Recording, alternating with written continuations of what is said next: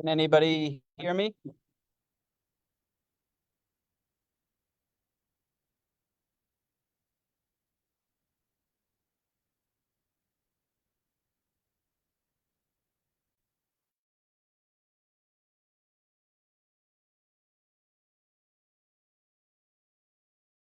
Matt? Sorry, one second. Okay.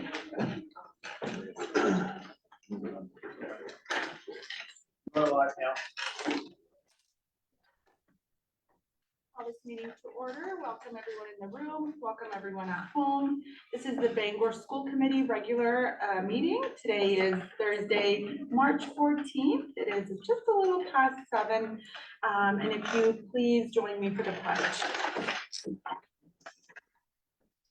Allegiance to the flag of the United States of America and to the republic for which it stands, one nation, under God, indivisible, with liberty and justice for all.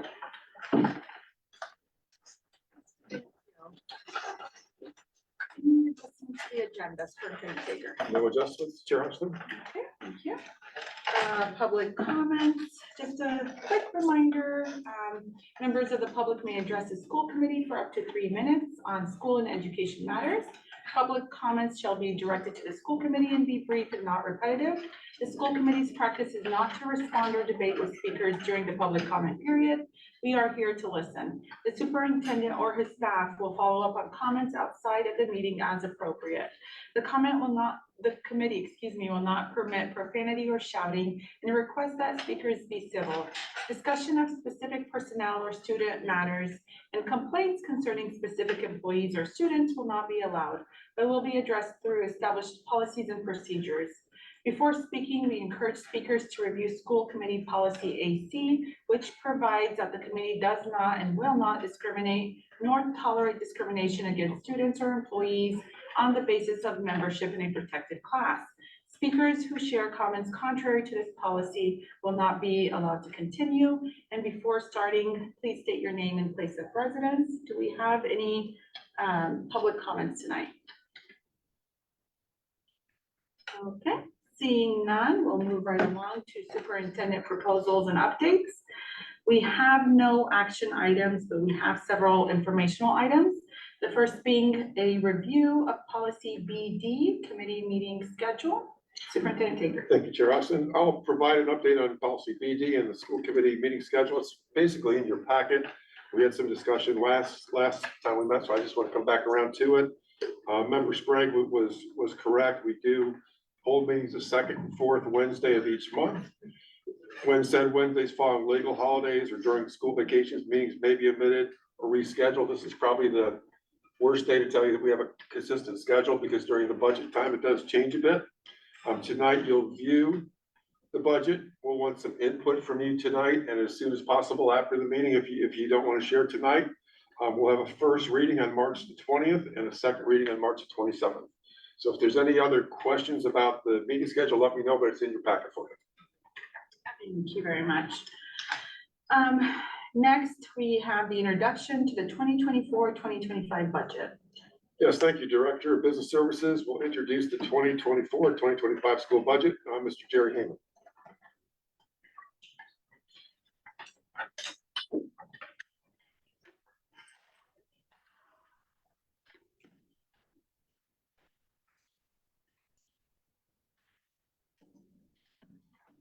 Good evening. We're suffering from technical difficulties. We had a brief PowerPoint to show you, and I'm waiting for a phone call to retrieve that PowerPoint and get it up there as soon as possible. So until then, you'll have to refer to your packet to go along with the numbers with me. Okay. All right. So Superintendent Tager already stated that the first reading is the 20th, the second reading is the 27th, and the passed budget needs to be handed over to the city of Bangor by April 2nd. This year, she gave me 1 day, so that was well received. So we are looking for feedback. This is simply a draft of every sense of the word. I put it together from everybody's input. In my opinion, it's a little high, shall we say, and I'll go with that. We need to keep in mind what we are willing to have for our budget, what our needs are, and what we should be presenting to the city for their approval as well. So with that said, I wanted to start, my PowerPoint was going to start with, I have a sheet in your packet that highlights the major changes in the budget. I want to start there and then we'll dive into the numbers. They might have been last in your presentation, but we'll start there. So the budget total as it stands right now is $61,068,230. Represents an increase of $4,569,078 or 8.09%. That is a rather large increase. I wanted to highlight the major factors of that increase for you. So I start with what is basically 85% of our budget, which is people. So we start with salaries. Salaries went up $2,551,000. Of that number, existing salaries consisted of $1,208,000 or about 3.6%. So that represents some raises factored in as well as steps. A lot of the bargaining units have step increases on top of raises. So the new positions are $1,342,000. And I gave you a breakdown. As you've heard over and over, our special education needs are growing exponentially. And we've factored in, I believe, 3 new spaces for self-contained in next year's budget. And every time you have a self-contained unit, I believe it's at least 1 teacher and at least 2 ed techs, maybe more. So the first line is special education.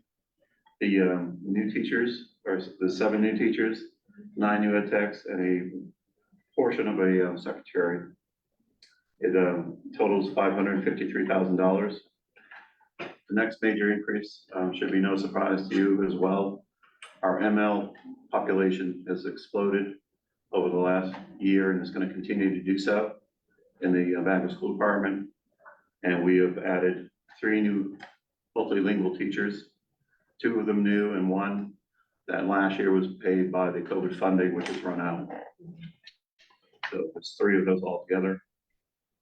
The next line is for our substitutes, and really there are long-term substitutes.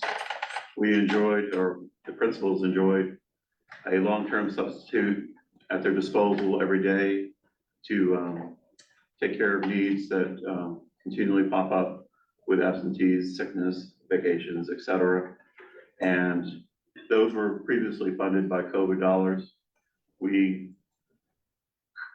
trimmed that back and we allowed 1 per school, and that total is $258,000. The next line is for a math coach, it's $88,000. I've spoken with Assistant Superintendent Kathy Harris-Bedberg, and we believe there's enough title funding for that to be funded for 1 year. So between this version and what you'll see next week, we'll probably move that out. We have 1 additional maintenance position. We would dearly love to keep it.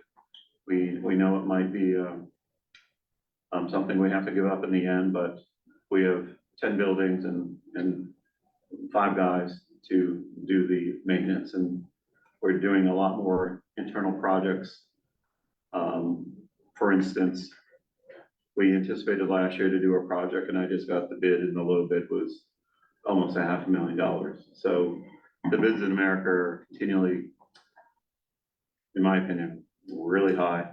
So we're trying to utilize the expertise of our staff and do some projects internally to lower the cost. Oh, this might be my PowerPoint. Hello? Is it in there? Okay. I gotta go. Bye. Matt, should you go? What's our phone number? There you go. Well, almost. She says it's there. So that was the maintenance. The next one is the graduation coaches. We enjoyed funding partial 2 employees with COVID funding over the last few years to great success, and we wanted to continue that. So to bring them into the operating budget, one in the middle schools and one in the high school, totals basically 103,000, and a quarter position for our mentors. Now, with those positions, the next section details some benefits that go with them. The most expensive benefits are always health insurance, and for a lot of the unions and the main for a retirement system, those 2 are drive benefit costs. So I've laid those out for you. The next section is a new tax that will begin January 1st, 2025. It's a paid Family Medical Leave Act.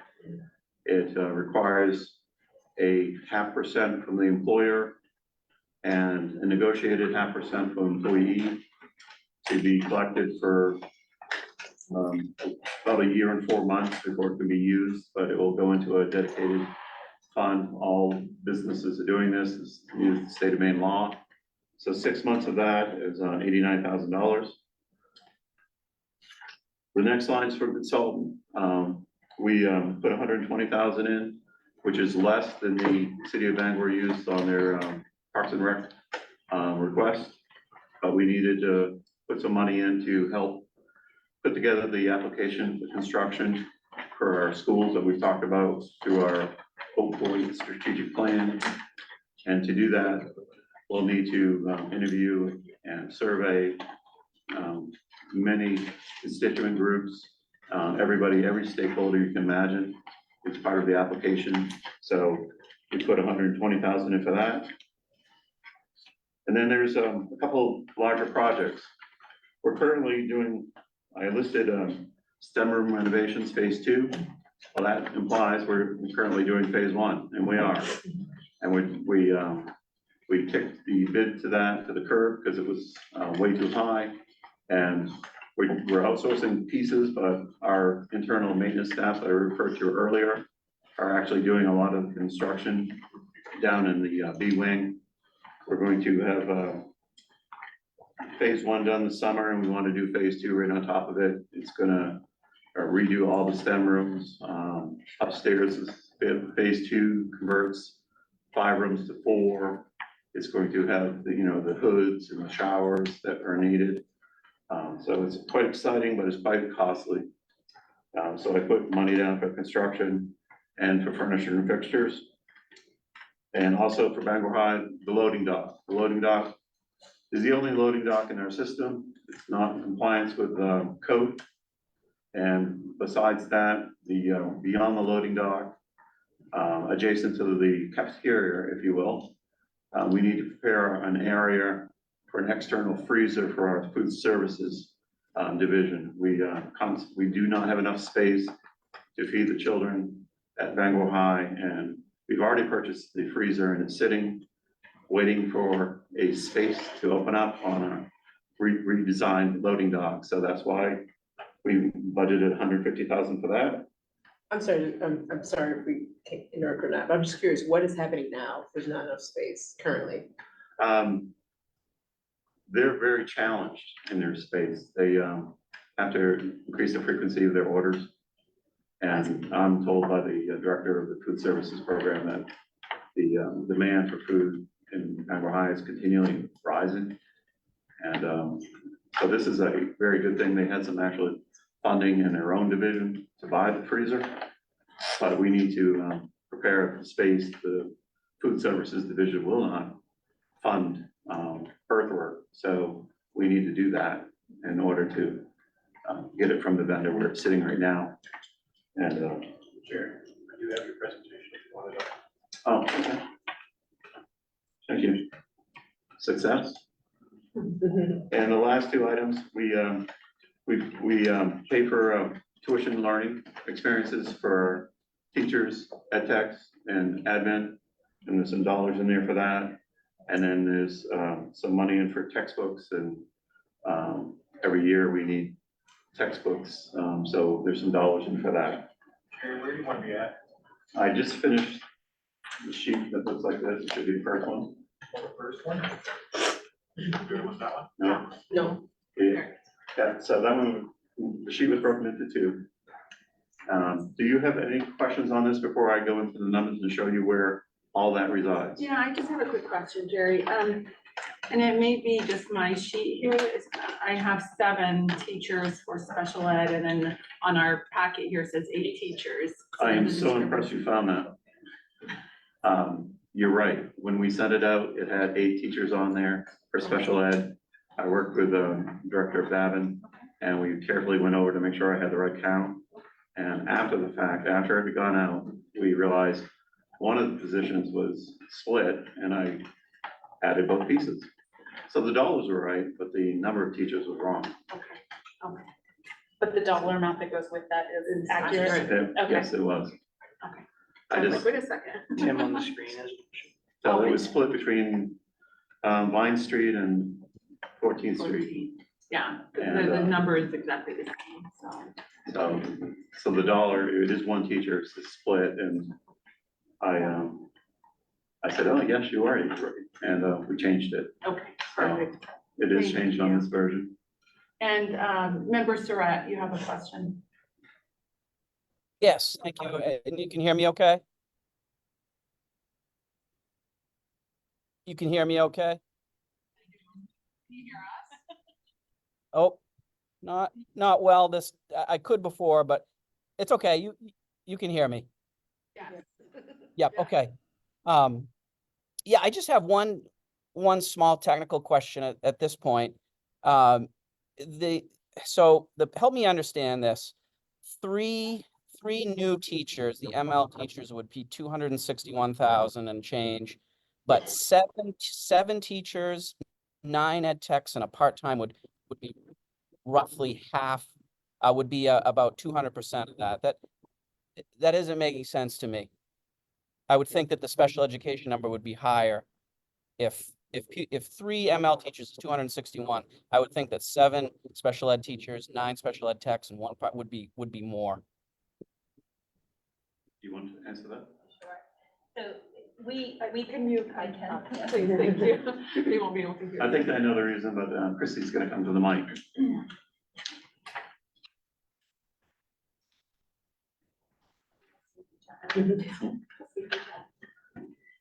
It's Tim, it's a really good question. One of the ML teachers who's currently in the COVID grant, we know what that salary is, and it's a pretty hefty salary. And then we just hired one of those new teachers that we wanted to incorporate next year, so we knew that salary also for the ML teachers. So for the special education, we always do an average of what we think the salary could be for an incoming special education teacher.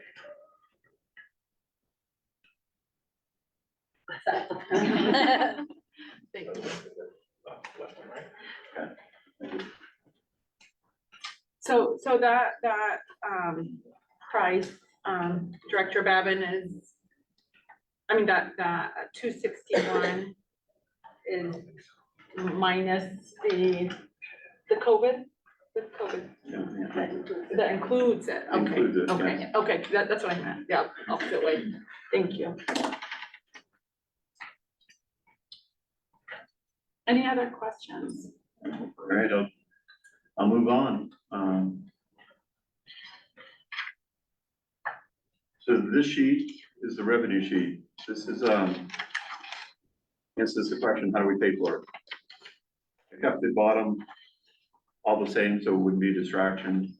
Some of the tuition and billing and rentals and athletics, they might change a few dollars, but they don't change a lot. They're not gonna drive the needle. The important part of what I want to talk about is up top. So the third line down, you'll see on the left is labeled state aid. It's this year we have a total of state aid of 26,400,000 $26,095. You see that total? That's what the state of Maine is, after they've looked at our school system, is willing to fund our system. They increased it. You can see $572,902, which is very nice. So they look at everything and they say this is what it should take to run your school. And they also give another piece of information, and that's on line 1. It's called required local appropriation. That's the $19,298,734. They also say in the same report, this is what you should raise locally to fund your school system. So we get both of those numbers every year from the school department. Now, if we want to do things beyond the minimum that the state says we need to raise additional local appropriation. And that's the second line. And we've always done more than the minimum. So the additional local appropriation as it stands right now is $11,902,401. Is that number on here? I'm sorry. It is, it's the second line Oh, I see 2024, sorry. on the 24-25 column. So what this is telling you, the line 1 and 2 are what needs to be raised locally. Basically through taxes for the citizens of Bangor. So that total is $31,201,135 as it stands right now, for an increase of almost $4 million. That's, in my opinion, that's a big number. The state is helped out with additional $472,000. So that's how, if the budget was approved without any changes, we would pay for the increase of $4,569,078, which is, if you look all the way to the bottom, that's the number I began my conversation with the biggest drivers. So that's how it filters out, and that's how it's paid for. So without doing anything further and going with what I presented, we would have to present this city of Bangor and convince them that we needed to raise an additional, basically $4 million in taxes to pay for our budget. So that's how we pay for it. So let's dig into the numbers briefly. And I won't spend a lot of time with these because they will, hopefully with your guidance, change between now and next week. But this is how we see the budget when I present financial statements to you. It's by division. So think of divisions. Every school is its own division. Technology, maintenance, debt service, everything like that. Athletics, everything's a division. We have a good number of them, and you can see the second to last column on the right. Once again, you can see the increase of 4.569 million and a total budget of over 61 million right beside it. But it also shows you each division and each increase. And I do have that detail, and you need to let me know if you want me to go through each division. I can give you as much detail as you want on why each division moved. But a lot of it comes back to the same changes that we reviewed earlier, and where are they, which division are they in? For instance, the special education additions that we referred to earlier. Special education is so large, it's its own division. They're all in there. The ML teachers, they're all in the pupil services division. Pupil services has ML teachers and nurses, and that's in transportation. That's the biggest cost in that particular division. So what is your passion. Do you want me to go division by division, or do you want me to, you want to pick out one or two to talk about? Or what is your pleasure? Member Bryden has a question. I have a question, and I'm not gonna speak for the group on making you go through line by line. But I do have some, I was just hoping you could clarify, for instance, the division of food service being at a 0% increase or decrease, but didn't we just talk about food service going up? We did. Excellent catch. So, this is at its heart, fund accounting. This is a operating budget. It's using, if you will, unrestricted dollars, taxpayer dollars, state dollars to fund it. We have other silos of funding, and we call them enterprise funds. So for the most part, food services lives and breathes on its own. It buys its own Enterprise food, sells its own meals, Okay. etc. The only thing that's kind of support from the operating budget is for years, you can see $25,000 support. It's come from the operating budget to food service. So that for a number of years, that's been it. Other than that, they've operated on their own. Okay, thank you. And adult education is the same way. Right, And you won't see any grants on here as well, because it lives in its own silo. So all title funding, local entitlement, COVID funding, all those live by themselves in their own silo of funding. okay, So what you see and what you pass is simply the operating budget. okay, okay, thank you. Okay? Thank you for that. Member Sprague. Thanks. You may have mentioned this. I'm sorry if I missed it, but can you explain the Office of Instruction? Looks like it's going up by an abnormal amount. It's funny you should say that. I talked with Assistant Superintendent Kathy Pierce-Smegberg earlier, and the two lines that had to do with tuition spending and textbooks are in that particular silo, and we're going to speak on that. I hadn't had a chance to catch up with her to make sure everything was exactly the way she wanted to present it. And she has already informed me that there's probably some adjusting to be done, probably in a downward direction. So between now and next week, you will probably see that number move. Tuition will go up, textbooks will go down. Okay, see? So we'll do some adjusting and we'll be able to explain exactly, but the two drivers in that line are tuition paid by the school department for teachers, ed techs, and administrators, and textbooks that we buy for everybody, all subjects. And I haven't had a chance to, I got this thing together and then I didn't get her in my sights quick enough to prepare for tonight, but we will. Member Bryden. Thank you. I have another question, Jerry. Sure.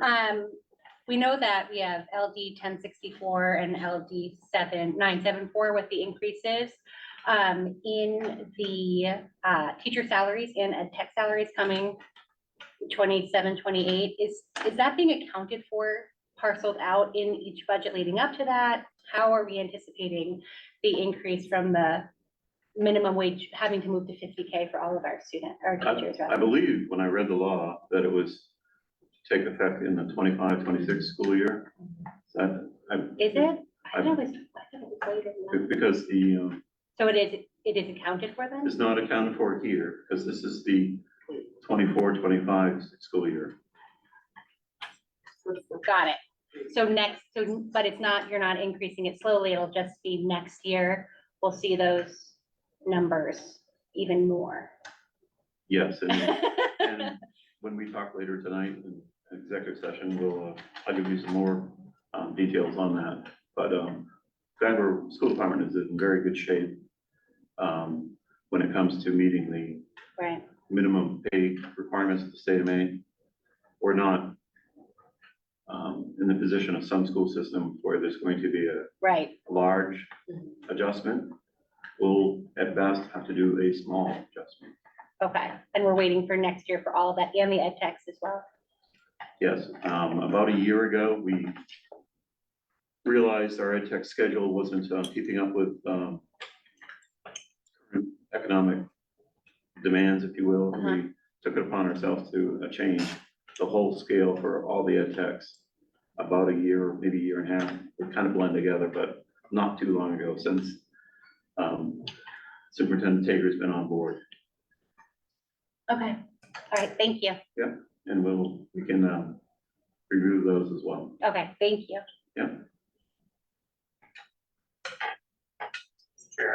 Yes. Oh, thank you. Member Surratt. Oh, I did. Member Surratt, do you hear us? Yes, I can. Can you hear me? Thank you. Jerry, could you go back to the first slide, please? It's cut in two. Thank you. So this is the bottom Oh. section. Yeah, this one, right, perfect. And this is more of a question for Superintendent Tager, and if you don't have an answer now, I understand, but I just, I'd want one by our next meeting, if possible. I want to ask about the substitutes.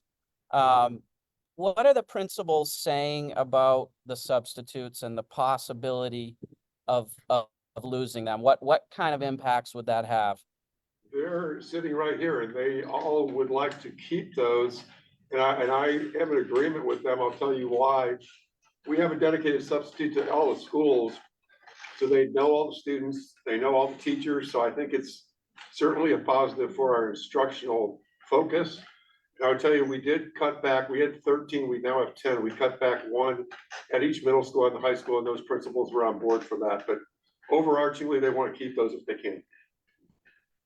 And that lines up with what I've been hearing in schools all across Maine, that they're desperate for substitute teachers and they're extremely important for the overall success of the school, both staff and faculty and students. So that lines up with that.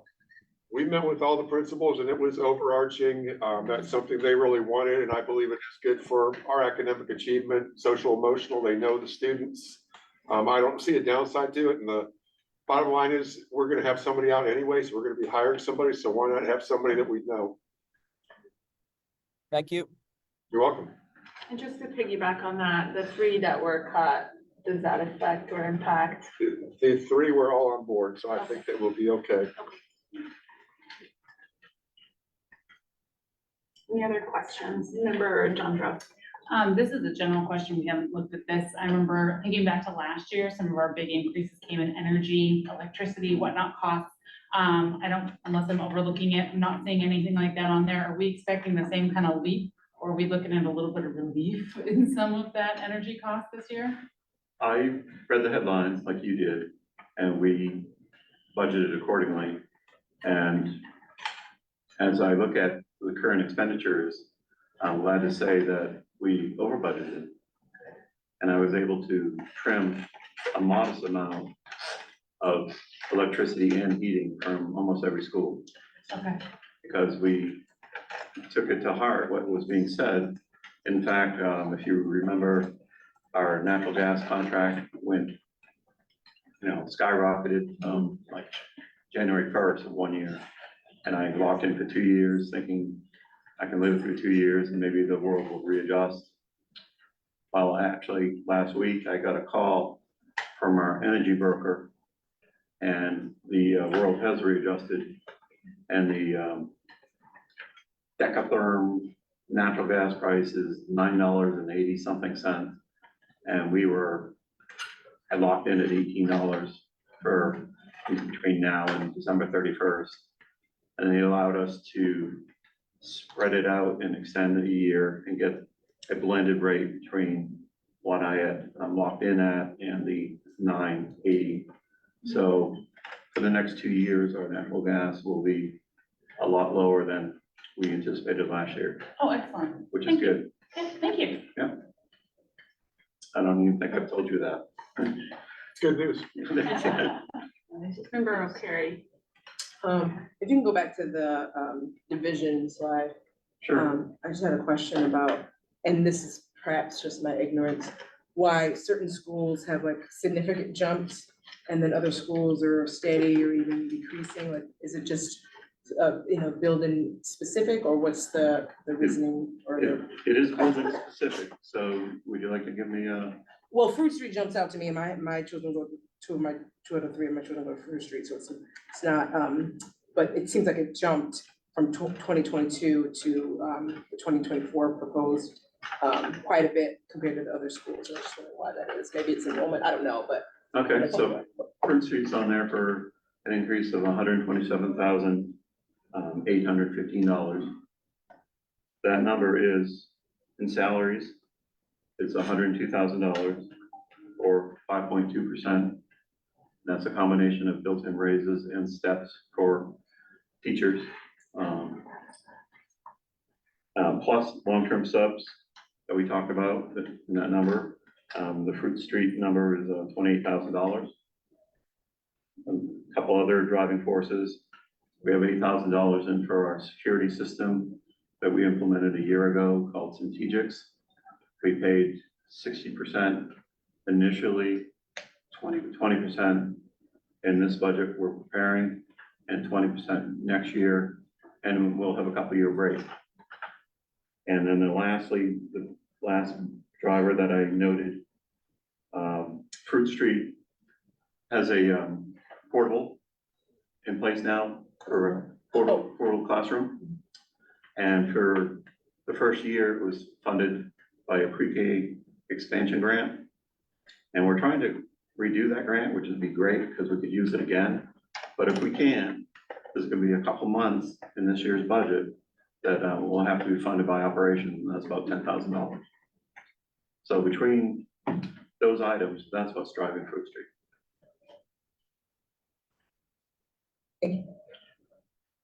Any other questions? No? Member Luciano. What is Garland Street Field? Is that? Cameron Stadium. Okay, thank you. Yep, Something's ring to it. It there's, does. the terms are kind of interchangeable. Thank you. Yes, sir. Member O'Carroll, go ahead. Can you talk a little bit about the debt service, like what that entails? Sure. Debt service are obviously for projects that we cannot afford with our operating budget. And we've done a number over the years, and since I've been here, we've bonded several that we're wrapping up. We did the Cameron Stadium that you referred to earlier with the track and the field. The Bangor roof project that everybody here absolutely loved with the holes in the ceiling in the rain. We're also doing an electric project here for an upgrade because we have it was antiquated and a lot of safety issues with it, and that's almost done. We just had basically $1 million generator delivered out back, which will power this whole school when it's up and running. We're planning on doing that, bringing it up during the April break. We did a complete indoor air quality project for Vine Street. Last year, we just did the same project for Fruit Street. And the reason I increased it is we were successful with $4.1 million in our revolving loan funds with the state of Maine bond bank. I'm doing more projects. Curtain wall here at Bangor, curtain wall at 14th Street, Mary Snow roof, the portion of the roof at Fairmount that has the power plant on it. So we're doing a number of projects like that. And also our windstorm wreaked havoc on our Cohen school. And I cannot afford about $800,000 to redo that roof. It's the section, it's a huge section that was all done in 1991, which is way past its useful life. So I'll utilize the revolving loan funds and have to start paying those back. But also there's 3 projects, including the Cohen, that I'll have to bond some money with the state. With their approval, I've asked to be on their agenda. So I need their approval first to complete those projects. And once they're done, I'll have to start paying them back. So that's what the increase of 200,000 is in the debt service. If we can hold it all together, and I think we can until 2029, we have a huge reduction in our debt. So I'm looking forward to that. We have a kind of a balloon payment we're putting into right now, piece of debt that existed long before I was on board. But we're doing it every year, and looking forward to that. Member Surratt has a question. Sure. Yes, I just have a brief question and then a comment. And Jerry, would you mind again going back? Sorry, I'm spreading out my questions. If you could go back to that first slide again. The top portion? Yes, perfect. Thank you. So the brief question, the math coach may be funded with title grant. When do we get a definitive answer on that, do we think? Well, I'm gonna work with the assistant superintendent on the tuition and the textbooks, and we're going to tackle the math coach at the same time, and I believe the answer is gonna be yes. She has enough funding for 1 year, and then a year from now will be, if we deem the math coach an effective position, we'll have to incorporate that into our operating budget. But I believe we'll have 1 year where we'll be able to fund it with title money. Kathy? That is the hope, although the federal government has delayed releasing the allocations, which is unusual, so. So it is a hope right now, according to Kathy. Strong one, let's go, positive. Member Surratt, do you have any? Yes, thank you. Yeah, I'll end on this. I know it's early, but I want to voice my support for continuing the substitutes, particularly hearing what the principals are saying about their value. I also want to voice my support for continuing the math coach and the graduation coach, because I think they're critical to our academic excellence and mitigating negative impacts of COVID-19 that continue. Thank you. Thank you. Member Sprague, you're up next. Thank you. On the special education increased staff and the 3 ML teachers, and just for people that aren't familiar, that's multilingual literacy. Is that what that stands for? How much of that is mandated by statute, and how much is our choice to do that? Yeah. No, that's helpful to know. I agree with Member Sprague, especially as we contend with the city council.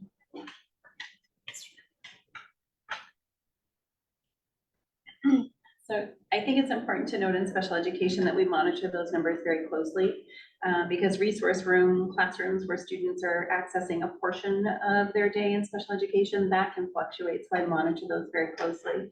But our self-contained students who require specially designed instruction all day long, there are caseload limits that we have to follow by state statute. So for instance, the pre-K to 3 classrooms, there can only be 11 students in that classroom. So it really drives the number of teachers that we require for students who have significant special education needs. So all of that is driven by state statute because they have individual education plans. In regards to the multilingual, all of those students also have what are called the ILAP plans, which are individual language acquisition plans, where we develop a plan to get their language where it needs to be, and that is a federal law.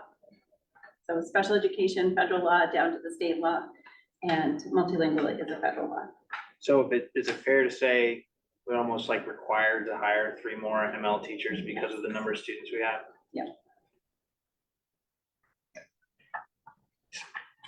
Yeah. And the special education. Yeah. I have the numbers over at the table, but we've increased 200 special education students over the course of the last 4 years in our school department. And we'll be welcoming 70 incoming identified kindergarten students, which is a large number. For special ed. Special education. Yeah. And I mentioned at the city council meeting that the law changed a year ago where students who have special education services, the law used to be that they could access education up to the age of 20. They can now access the education up to the age of 22. What about multilingual? How many students now? 138 at this time. We're expecting 200 by December-ish. Okay. And I mentioned this at the city council workshop, but I will reiterate that these students that we were receiving, it's a federal government, right, allocation. This has nothing to do with the city or us, so. Thank you. And I do have a question, Jerry, back to, just a clarification type of question. Back to the division summary. When looking at Bangor High School, so that $580 increase, that takes into account the STEM room renovations, correct? So that's included, It is included, and the loading dock is and the loading included. dock too, okay. Thank you. So that's between the two pieces of the STEM and the loading dock. That's a large portion of the overall increase, and the rest is wage increases plus long-term subs. You'll hear that over and over. And they also, part of the grad coaches, they had there was a 0.6% of one of the teachers that is at the high school, funded by their budget now. And I think this question is for you as well, for the grad coaches. I know that you said there are 2 grad coaches. Can you talk about the significance of that, please? Or superintendent? Sure. I will defer. Sure, you've heard from Emily Throckmorton, and they both of the teachers are doing a really good job. So we're serving students from 7th grade to seniors in high school. The rate, Principal Butler's done a great job. It went from 82% 3 years ago to 89.97 or something. I think 90 might be in their teacher for this year. So it's valuable. And I think that that's important. We're getting more kids that are making it through high school. The other thing I would talk about there too is the main COVID diploma is going to disappear in another year. So their numbers earning that diploma have been less this year, and they'll be less the year after. So we're kind of fading that out and keeping the rate up. So that's kind of the goal. But I don't think that's a goal that we can maintain without those 2 teachers doing what they do. And they're phenomenal all the time. And the last slide tonight, next week you'll get the full gamut, which is probably a 50-page document. You'll love it. These are the same increases done, what is called a state category. State doesn't really care, but they don't want to see our division breakdown. They want to see every school in Maine broken up like this. This is how they dissect every school. So we have to spin the same numbers and look at the coding on the specific funds and see which category they fit into. So I also have notes on this, but it's the same type of explanations you've been hearing from me all night long. But, where are the teachers, or where is the project, et cetera. So this is the driving forces here. You'll see graphs next week. I did them, they were wonderful. Regular education and special education, between the 2 are our lion's share of our whole budget, as you can imagine. Some of the other categories you can see below increase modestly, and that service there again, same categories on the division. But we'll go into detail next time about other instruction and student staff support and system administration and school administration, and we'll talk about it as we'll have to get it on the record, so we'll have to go through it. I'll try to be brief, but you'll hear the same driving forces for each of one of those categories as well. I have notes for those if you want to get into it right now. Or we can save the suspense for next time. So Jerry, we have a workshop next week, I believe, but if there's things that people want us to look at cutting, we want to know that as soon as possible, correct? From the first stage. It takes, I really need a couple days to drive. Say if you came to me and you said, Jerry, I want these 3 or 4 changes done.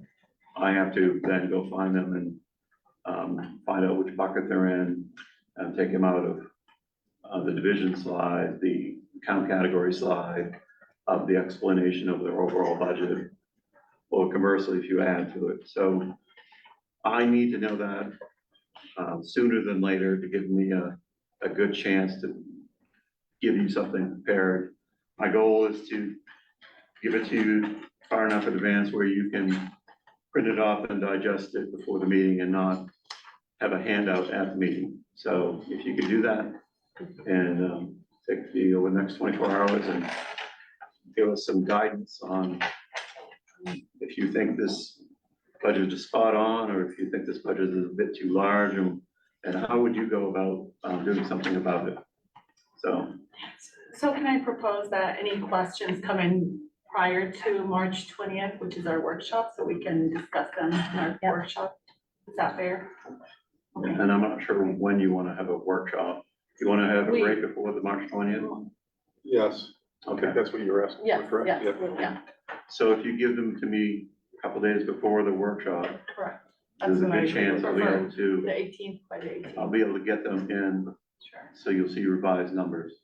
Okay. And then we can discuss it as a group, and if the group likes it, we'll keep it. If the group says that's not what I wanted, there's a consensus, obviously, we'll put it back in. And Member Sprague, just a quick comment, and I'll get to you. And like Member Surratt, I'm supportive of all of these additions, knowing what we know now with the federal requirements, and I completely support the graduation coach and math coach, et cetera. So let me ask you this, Jerry, if you were to cut something out, you I know. knew this was coming. Have to put you in the hot seat. What would you want us to look at? You know, and I know you said you would go over it with Kathy, you know, certain things, but. So I am very conservative. I understand the needs as well. I do not envy going before city council talking about a $4.5 million raise. That's, I don't know, it's gonna be a difficult conversation. So left to my own devices, is that what you're asking? Yes. All right, so I will work with Kathy. There's probably some savings between the 2 lines that we talked about. I would, the math coach is probably going to be removed, so with benefits, that's about $107,000. So that's nice. The maintenance position, if I'm forced to, I would defer for another year when things hopefully weren't increasing so much. I would look towards anything, any position that possibly could be given up and not sacrificed. I would have that higher compensation, and maybe there's something there, maybe there's not, but if there were 1 or 2 positions that we could carve off and get it below 8%, you know, get it down to 7 maybe, and maybe $500,000 off, which is still a large number. I would be happier. But I can't do this all by myself, but if I could, I would. Member Sprague, Member Jandro, and Member Luciano, in that order. Thank you. I know what a challenge this is, but to use your phrasing, I think it's a bit too large an increase. I don't want to be the skunk of the garden party here, but it's just too much. It's just too much. It's just too much. It's more than people's wages in the community have gone up. The costs get passed to residential taxpayers. I'm not anti-school. Nobody runs for school committee to be a budget hawk, but it's just too much. It gets passed on to homeowners. It gets passed on to renters. It makes it more expensive to live in Bangor. There's a effect long-term of driving people to surrounding communities if property taxes go up too much. I think that we've already seen some of that in the last 10 to 15 years. There's a reason why some of our surrounding communities have grown as fast as they have, because Bangor is sometimes perceived as an expensive place to live. Median incomes in Bangor, median family incomes are far lower than some of these other towns. So you're asking people who don't always make a lot of money to shoulder more and more of a burden. I hate to ever be perceived as not being supportive of the school department, but that's just where I'm at. I would love to see that list of what would be the things to be cut. And unfortunately, it's gonna have to be some hard choices. I want all these things too. Everybody wants all these things. We can't have all these things we want. We cannot afford all these things, in my opinion.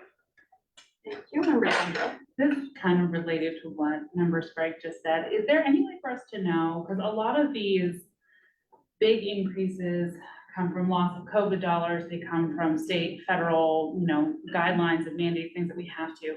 What does the picture look like across the state or in like the general area? Is this unreasonable compared to what other municipalities are seeing? Is this kind of in line with what other municipalities are seeing? Is there any way for us to know that?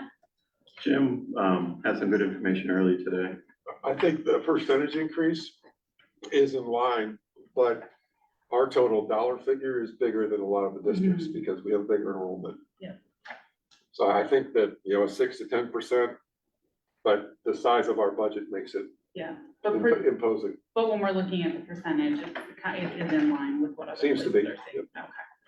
Okay, That's what I heard too. okay, thank you. Member Luciano. My question is, have you calculated out yet what the mill rate effect would be? I've not, but I've thought about it. Okay.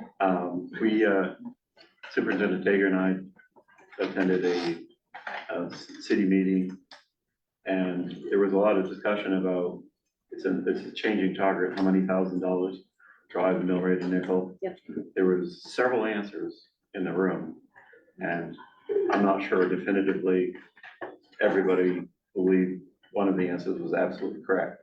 It has gone up, so I've heard maybe 180,000 per nickel, but I heard one number from the CFO, David Little, and another number from the city manager, Deb Lori.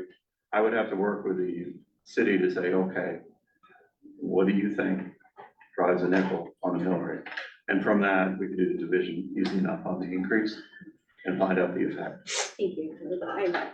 I know obviously, yes, it's a very big number, but I would love to see like an average increase per household with the standard number house values, so we can at least get an idea of what it feels like in a tax bill before we start cutting. I will, I'll reach out and get that 1,000 per nickel. Thank you. And we'll be able to do the math fairly easy. I would say it's probably $1.50 on the mill rate, which is gonna be about $400 or $500 a year to the average property taxpayer. But regrettably, this is also only half of the overall budget. There's also, the city will have their own increase. So that factors in as well.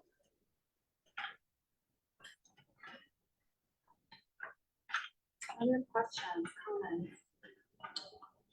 All right, thank you very much, and please send your thoughts our way. The next By the 18th. by the 18th, and we'll talk again at the workshop for the next presentation. Okay? Thank you so much. I don't have any ideas. Do your homework. Okay, so we move on to report of retirement.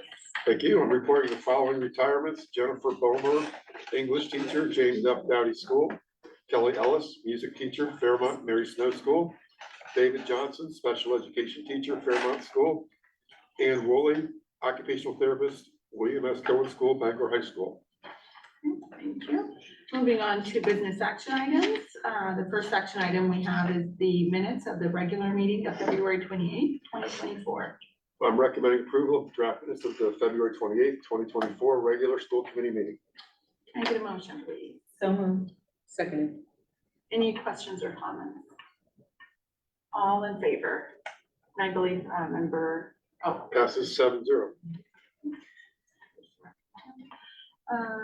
Next, we move on to personnel. We have nominations of a teacher.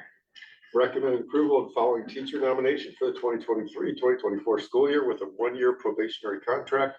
Rose Pompey, multilingual teacher district. Motion, please. So moved. Second.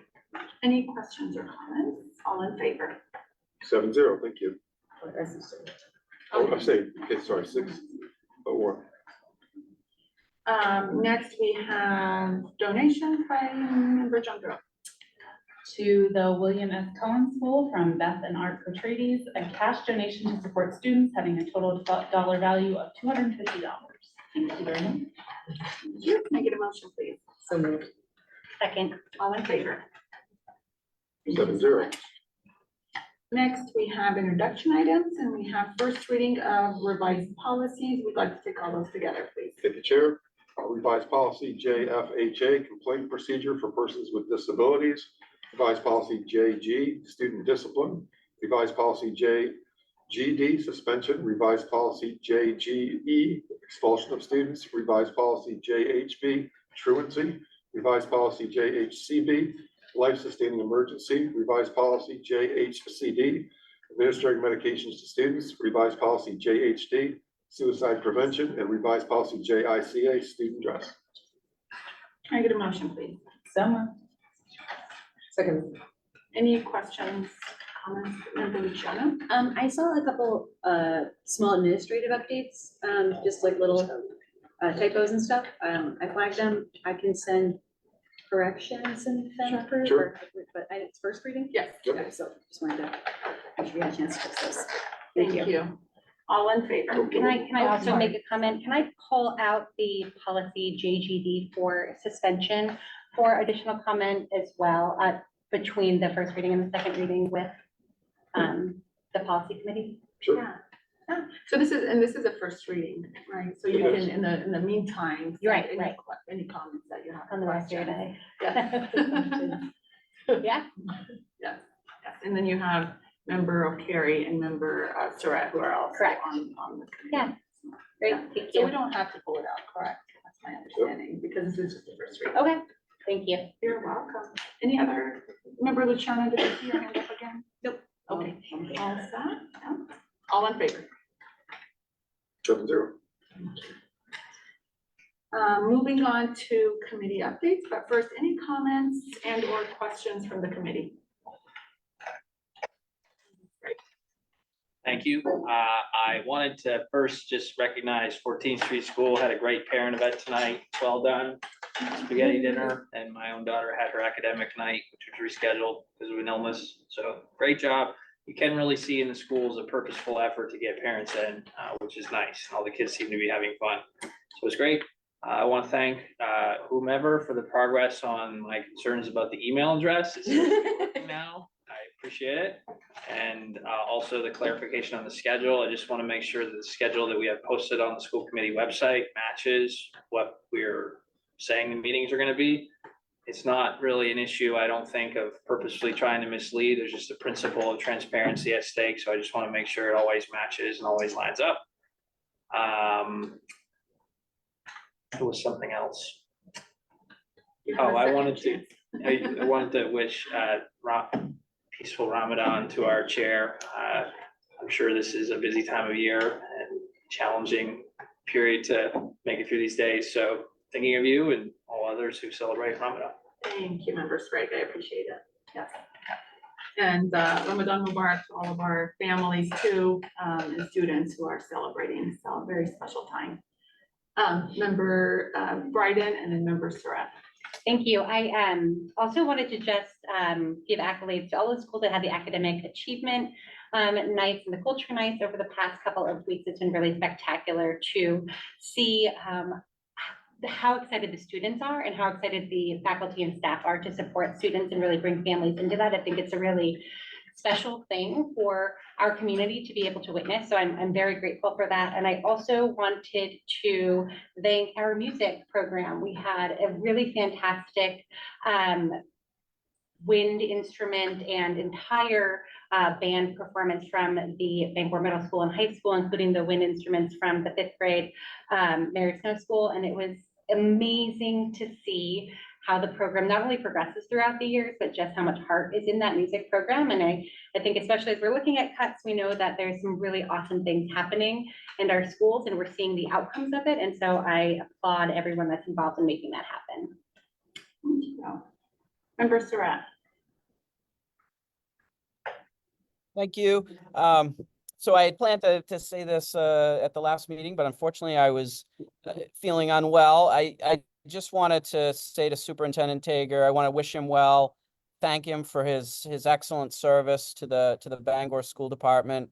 You know, the most important quality of an educational leader is integrity, and you've had that in excess, and you know, I really appreciate that and wish you well. Thank you. Any other comments and or questions? Okay, so we move on to representatives' reports. Any representatives' reports? Well, I want to report on the DEBI subcommittee, but I was waiting because we're not on the agenda. But I wanted to mention that we had a fabulous meeting on Tuesday. Great discussion was had. I'm on the subcommittee of the recruitment retention committee, and we plan on presenting to the Bangor School Committee as a whole in the coming weeks on our suggestions for the use of the COVID funds that we mentioned at the last meeting. So more to come on that. Thank you. And I'm also on the DEIB committee with Member O'Carey, and I'm on the mental health subcommittee, which is a phenomenal group of guidance counselors, social workers, psychologists, and I think who else is on that? And yeah, and community members. And so, you know, subject matter experts. And so we have really discussed the MIAS report, some of the data from that, talked a little bit about what this would look like in terms of support groups versus focus groups. So more to come on June 13th when there will be a report out to the school committee. So yeah, stay tuned. Any other committee reports? Nothing? Okay. Oh, can I just give a quick yes. UTC report?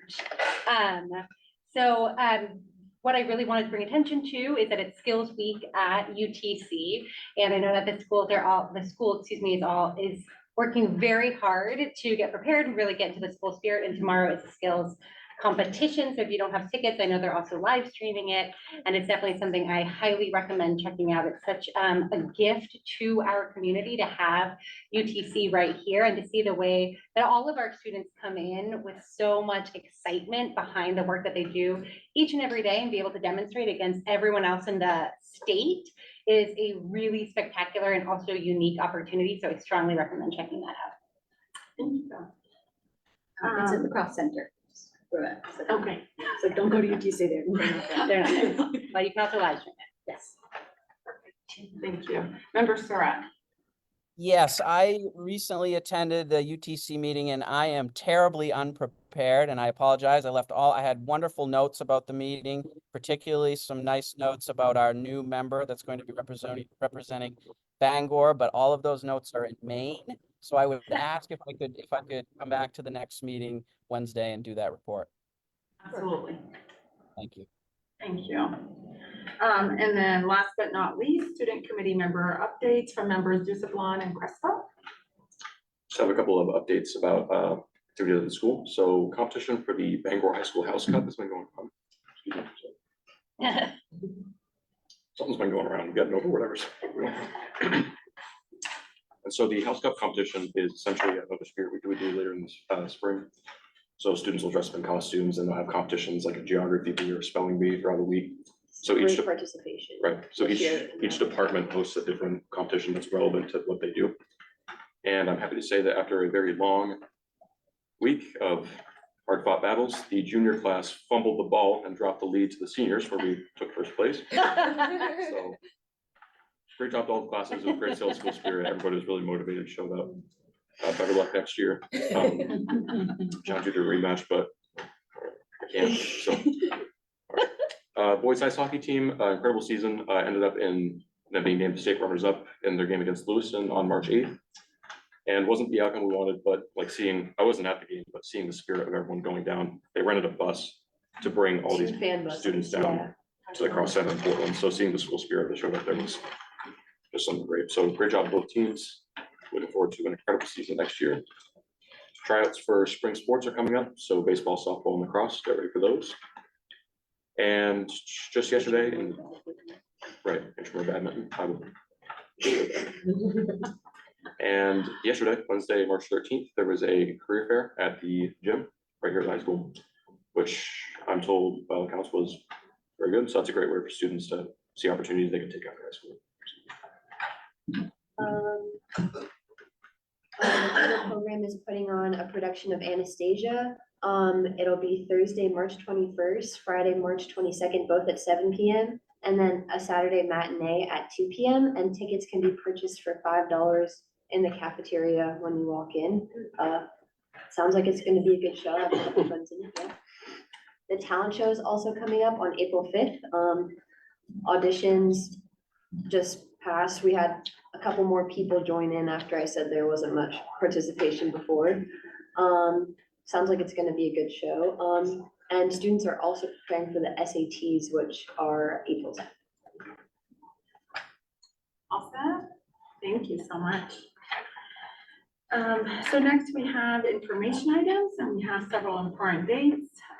Wednesday, March 20th, 24 is our budget workshop, 6 p.m. right here at the library. And then right after that, 7 p.m. Is our regular meeting here in the library. Wednesday, March 27th, 2024, regular meeting, 7 p.m. here in the library. Wednesday, April 10th, 2024, regular meeting, 7 p.m., Bangor High Library. Wednesday, April 24th, 2024, regular meeting, 7 p.m. right in the library. And then finally, Wednesday, May 8th, 2024, regular meeting, 7 p.m. here in the library. Any final questions and or comments from the committee? Did you say the March 20th is 6 p.m. or 7 p.m.? The 6 p.m. is our workshop, followed by the 7 p.m. Committee. So both. Okay, seeing none, would someone please read us or make a motion to move us into executive session? So moved. Second. All in favor? Thank you, and everyone else is dismissed. Thank you all so much. Have a good night.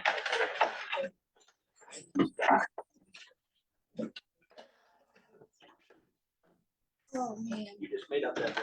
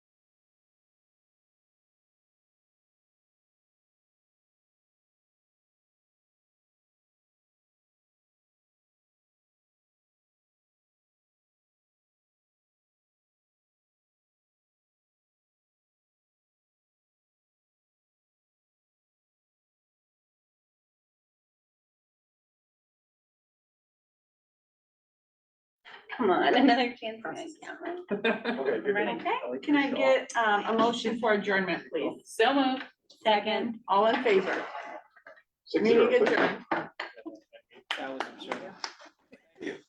I love it. I have to wait for Sarah. I'm like, sorry, so far. I don't have your. Sorry.